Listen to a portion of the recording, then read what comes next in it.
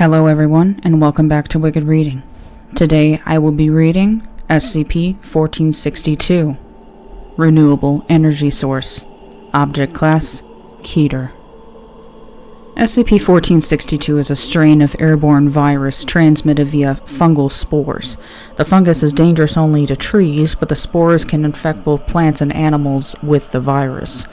This virus causes the host's organisms' natural fluids to be replaced with petroleum analogs. In animals, this conversion results in widespread chronic, cutaneous, and hepatic porphyria symptoms, concluding with massive organ failure and death. Afterwards, all non-skeletal body mass converts into petroleum during decomposition. Despite a 100% fatality rate, standard antiviral precautions are successful in preventing infection from one individual to another. In plants, infection increases photosynthetic efficiency, as the black pigment shift allows for more complete light absorption and alteration of the stomata, resulting initially in improved heat release and increased intake of CO2. However, each affected plant also releases trace amounts of a pheromone during CO2 intake. Sufficient saturation causes the immediate closure of stomata and subsequent inability to release heat in all affected trees. This reaction is unique to trees and is notably absent in any other instance of infection.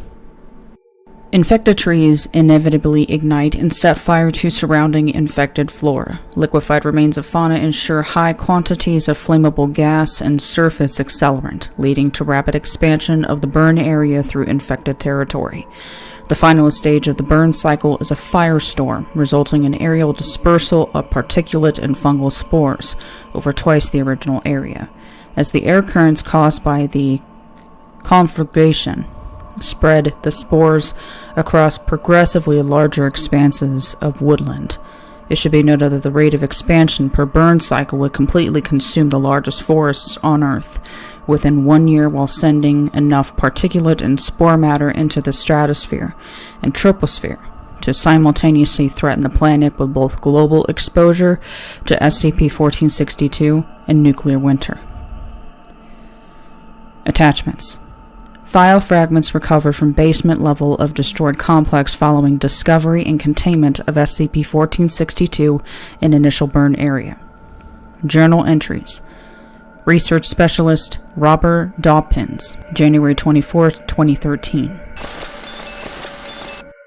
Breakthrough in the Viral Engineering Department. Got a test batch reliably replacing core ions with vanadium, and the theory's sound. Still February 30th, 2013. Vector design is stalled. All test carriers degrade into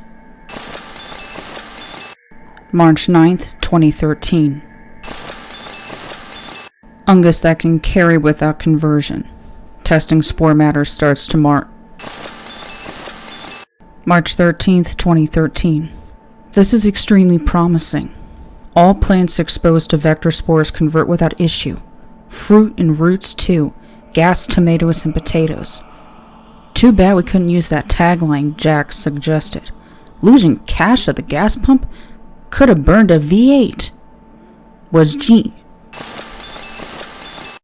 April 12th, 2013. We lost the peach trees. Cleanup took us all hours, and those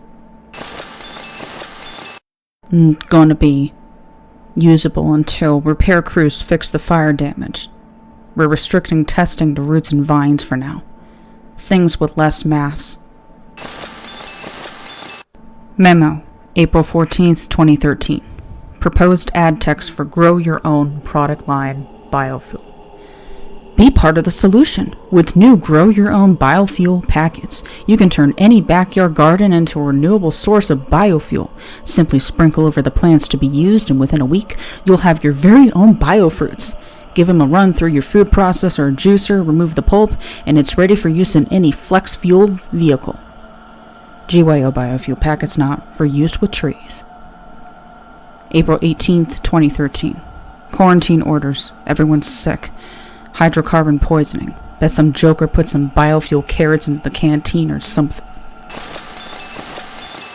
April 20th, 2013. Poisoning. Everyone's crazy too. Vector crossed to animal. Lee bad. Foundation analysis. Logs ceased after April 21st, 2013. Evidence suggests massive personnel losses on April 24th, 2013. Current theory stands that trees surrounding complex underwent a burn cycle on April 26, 2013, after accidental exposure to fungal spores following cleanup of peach tree burn cycle. Unlikelihood of a full hectare of peach trees used for testing suggests that SCP-1462 is extremely adaptable, and since initial events have allowed for further expansion prior to burn periods. Further investigation of the Grow Your Own Corporation, facility responsible for SCP-1462, hindered by severe damage to original site. Footnotes. 1.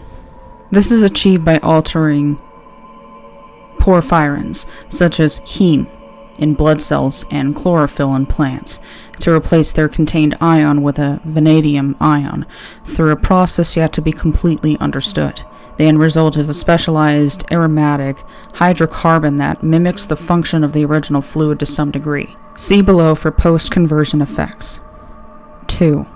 Symptoms include photosensitivity, photodermatitis, blisters, necrosis of the skin and gums, itching and swelling, increased hair growth on areas such as the forehead, abdominal pain, vomiting, acute neuropathy, muscle weakness, seizures, and mental disturbances including hallucinations, depression, anxiety, and paranoia.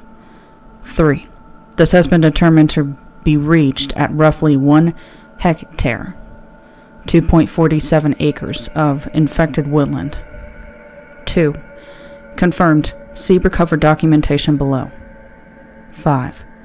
While a misnomer, nuclear winter is caused by particulate matter sent airborne by firestorms, the end result here is identical. Special containment procedures. Level A hazmat gear is mandatory for interaction with SCP-1462. The Foundation's role in containment is largely preventative. In the case of containment failure, implanted agents are to convince civilian leadership of the importance of maintaining respiratory protection. Civilians seen unprotected are to be taken into custody and processed for signs of infection. Cover storage for individuals lost in the blaze are in place with all major media outlets. Regular sweeps for signs of SCP-1462 infection are to be performed near known SCP-1462 active sites. Trees infected with the fungal vector for SCP-1462 are to be removed and mulched. Other infected specimens are to be removed and destroyed.